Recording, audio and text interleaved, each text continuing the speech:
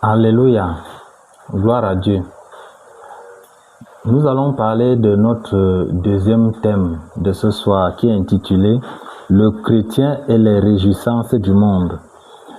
Les hommes aiment faire la fête, ils aiment manger, ils aiment boire, ils aiment se divertir, ils aiment aller en boîte, ils aiment le sexe, beaucoup aiment la drogue, ils aiment les boîtes de nuit, les restaurants, les voyages. Nous allons un peu lire certains versets bibliques afin d'avoir le point de vue de Dieu par rapport à ce mode de vie. Nous allons ouvrir la Bible dans le livre de Amos, chapitre 6, versets 3 à 7, qui nous enseigne ceci. Vous croyez éloigner le jour du malheur et vous faites approcher le règne de la violence. Ils reposent sur des lits d'ivoire, ils sont mollement étendus sur leurs couches, ils mangent les agneaux du troupeau, les veaux mis à l'engrais, ils extravaguent au son du luth, ils se croient habiles comme David sur les instruments de musique, ils boivent le vin dans de larges coupes, ils soignent avec la meilleure huile, et ils ne s'attristent pas sur la ruine de Joseph. C'est pourquoi ils seront amenés à la tête des captifs, et les cris de joie de ces voluptueux cesseront.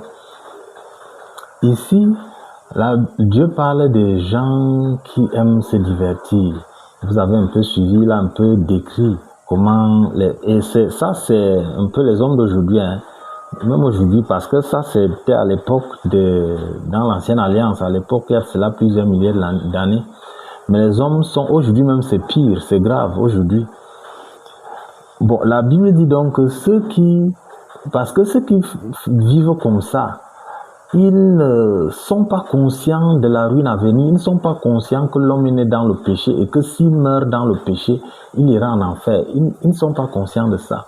La Bible dit donc que ceux qui mènent ce genre de vie seront à la tête des captifs et leurs cris de joie cesseront.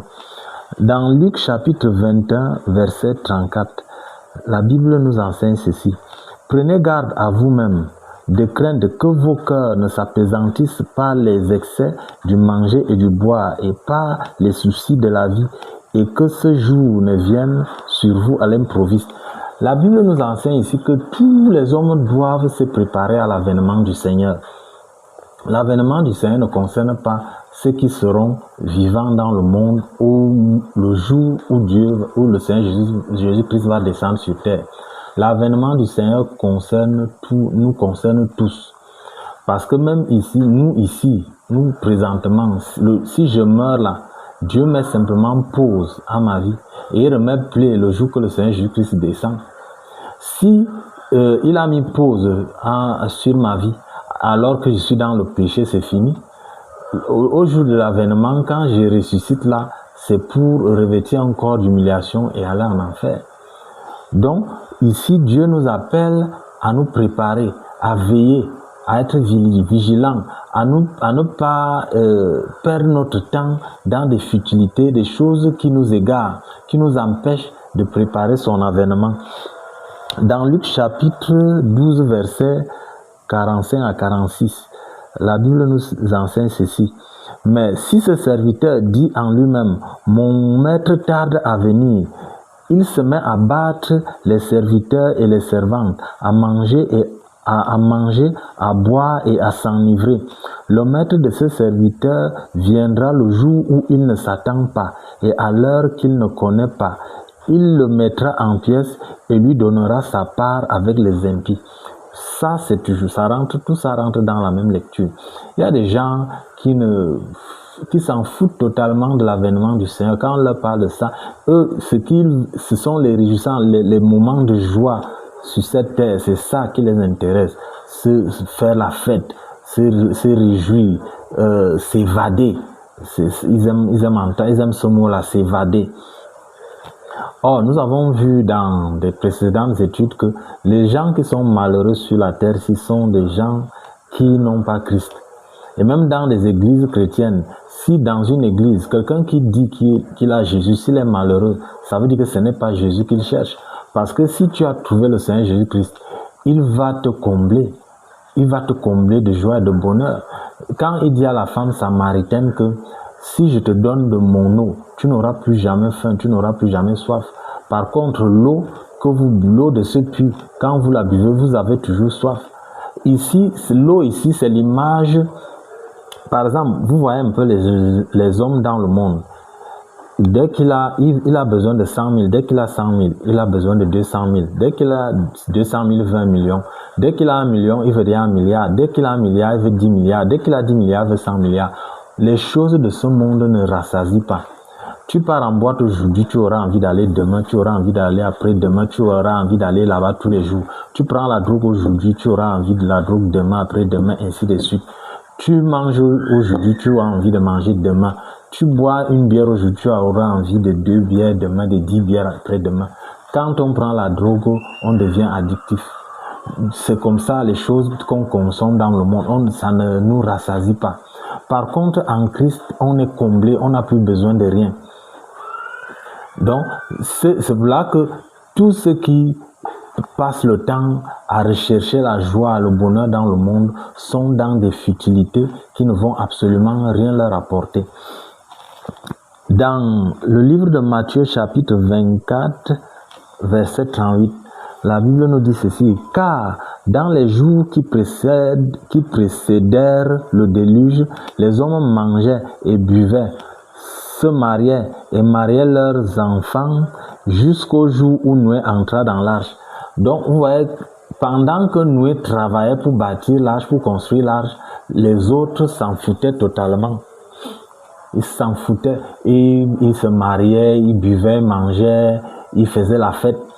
Et Noé, lui, s'est abstenu de toutes ces choses et Dieu lui a accordé la vie. Donc, c'est exactement ça. Donc, les gens qui ne veulent pas préparer l'avènement du Seigneur, c'est-à-dire qui ne veulent pas se repentir, donner leur vie à Dieu, qui se plaisent dans la vie du monde, qui se plaisent ici sur terre, et qui ne mesurent pas la valeur de la gloire dans laquelle on entre quand on entre dans le royaume de Dieu. Ils ne mesurent pas la valeur de cette gloire-là. Ils croient que la gloire du monde est importante. Donc, c'est de ces gens-là que Dieu parle ici. Et donc, est-ce qu'un homme de Dieu peut donc dire à ses serviteurs: non, vis ta vie, et on ne vit qu'une fois, tu es encore jeune, vis ta jeunesse? Non, non. Tu ne dois pas dire ça à tes fidèles. Tu dois les exhorter à s'apprêter, à se préparer, à se préparer à accueillir le Seigneur. L'avènement du Seigneur ne concerne pas seulement ceux qui seront dans le monde quand le Seigneur reviendra. Ça nous concerne tous. Parce qu'aujourd'hui, si je meurs, le jour de ma mort, Dieu met simplement pause à mon existence. Il réappuie au jour de la résurrection. Et si, au moment où il a appuyé sur pause, je suis dans le péché, je fais comment? C'est fini, il n'y a plus rien à faire. Donc, tous ceux qui préparent, qui veillent, qui attendent l'avènement du Seigneur, qui battent, qui construisent l'arche, le jour qu'ils meurent, ils entrent dans l'arche. Et quand le Seigneur Jésus-Christ revient, ils sont simplement sauvés, c'est tout. Et nous devons savoir que les réjouissants du monde, j'ai dit dans des études précédentes que le monde dans lequel nous vivons, c'est une prison. Mais c'est une prison tellement sophistiquée, une prison où les prisonniers se sentent heureux, ils sont à l'aise d'être dedans. Par exemple, les chaînes que Dieu a utilisées pour enchaîner les hommes dans cette prison, c'est quoi? L'une des chaînes, c'est quoi? C'est les réjouissances. Donc, les gens sont contents d'être enchaînés. Pourquoi? Les réjouissances, c'est une chaîne. Pourquoi? Parce que ça nous empêche de nous tourner vers les préparatifs. Ça nous empêche d'aller construire l'arche. Ça nous empêche d'aller chercher l'huile et la lampe, comme les 10 vierges, comme les 5 vierges sages. Ça nous empêche d'aller chercher lampe et l'huile, d'apprêter l'huile pour mettre dans la lampe. Ça fait donc que quand l'époux vient, il y en a qui n'ont même pas de lampe, il y en a qui n'ont ni lampe ni huile. Il y en a qui ont la lampe mais qui n'ont pas l'huile. Donc, ces réjouissances sont des chaînes, parce que Dieu dit dans Romains chapitre 11 verset 32 qu'il a condamné tous les hommes à la désobéissance. comment est-ce qu'il les a enfermés dans la désobéissance? Par exemple, en utilisant les réjouissances. Vous savez, les réjouissances, c'est quelque chose qui plaît à tous les hommes. Maintenant, il se sert de la miséricorde pour sauver les élus, pour sauver ceux qu'il a choisis. Et maintenant, dès qu'il vous sauve, vous vous détachez du monde, vous vous détachez de ces choses-là. Donc, il brise les chaînes des ténèbres. Parce que les réjouissances sont en fait les chaînes des ténèbres. C'est pour là que la Bible dit, par exemple, dans 1 Pierre, chapitre 2, verset 11, la Bible dit ceci. Bien-aimés, je vous exhorte comme étrangers et voyageurs sur terre à vous abstenir des convoitises charnelles qui font la guerre à l'âme.